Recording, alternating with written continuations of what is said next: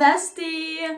So for today's vlog, pag-uusapan natin kung paano ako nakapunta dito sa Norway at kung ano ang pinakamadaling paraan para makapunta dito sa Europe. So wag na natin patagalin pa. Let's start this vlog!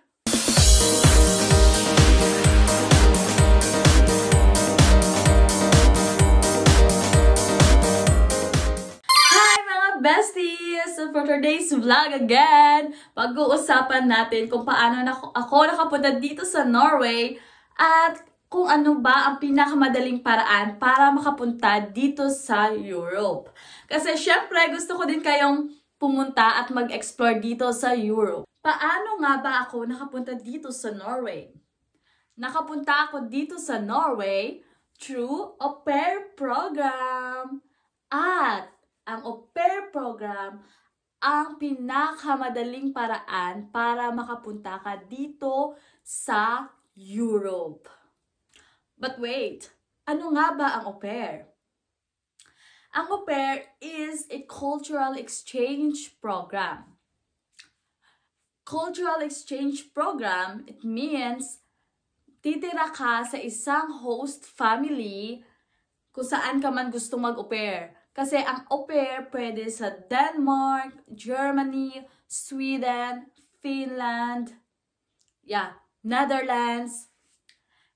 Titira ka sa isang host family at magiging big sister ka ng anak nila. But you're not just like a big sister lang. Kasi karapatan mo bilang au pair na mag-aral ng language nila at malaman ang kanilang culture. Kaya nga, cultural exchange program.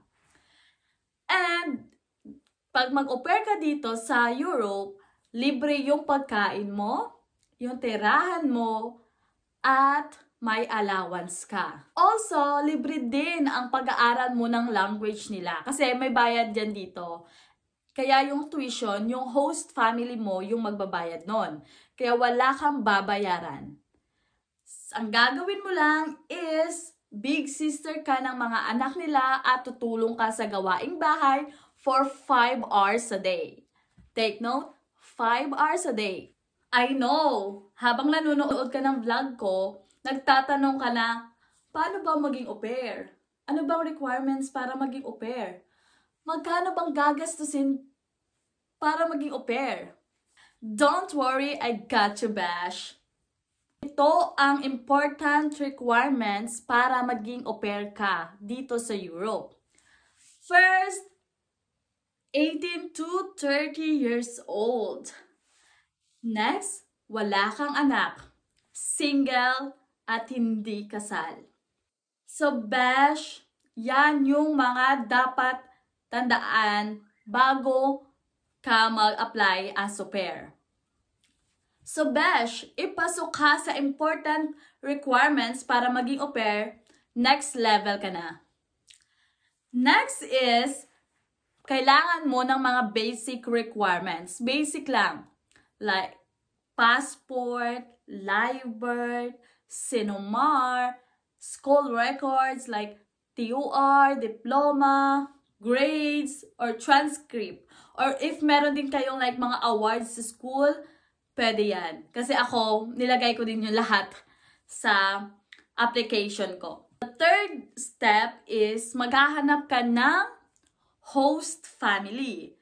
Siyempre, maghahanap ka ng host family kasi doon ka titira. Doon ka magiging au pair sa kanila. You can comment below, guys, if gusto nyo gumawa ako ng video kung paano makahanap ng host family and kung ano ba yung mga legit agencies para makahanap kayo ng host family. Kasi gagawa ako ng next video niya. First Bash, alam ko na sa hirap ng buhay, magtatanong talaga kayo, magkano ba yung gagastusin? Magkano ba yung magkano ba yung babayaran ko para maka-apply as au pair?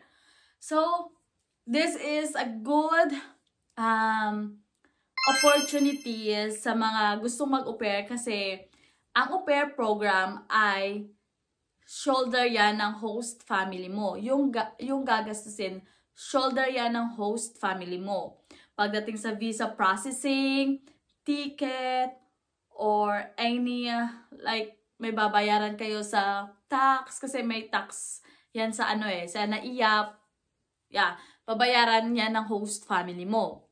Ako, kung tatanungin nyo ako kung magkano yung nagastos ko, yung nagastos ko lang noon is hindi umabot ng 5K. At dapat nga hindi lang talaga magpa 5K kasi, but since galing ako sa Capiz, kailangan ko pang mag-travel papuntang Manila para doon, syempre doon sasakay sa NAIA, di ba? But, yeah, hindi ako humingi sa host ko kasi nahihiya ako. But, sinabi niya sa akin na, if you need money, bibigyan kita. But, yun nga, nahihiya ako. Kaya, ako na lang yung nagbayad ng ticket ko galing Capiz to Manila. Kaya mga besh, habang bata pa kayo, mag-try na din kayo ng ano ba yung opportunity na maganda. And masasuggest ko talaga na pumunta kayo ng Europe through au pair program.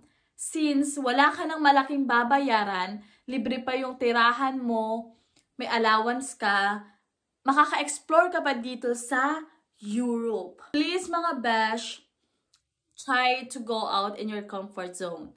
I-try nyo din mag-explore kasi ang sarap sa feeling na makapag-explore dito sa Europe.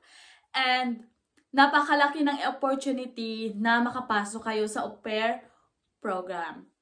And yun lang. Thank you for watching my vlog. Sa nakatapos na panood ng vlog ko. Thank you so much. Please drop below kung ano yung taga saan kayo at kung gusto nyo maging au pair or interested ba kayong maging au pair. So, yun lang. Thank you so much for watching and I hope na nabigyan ko kayo ng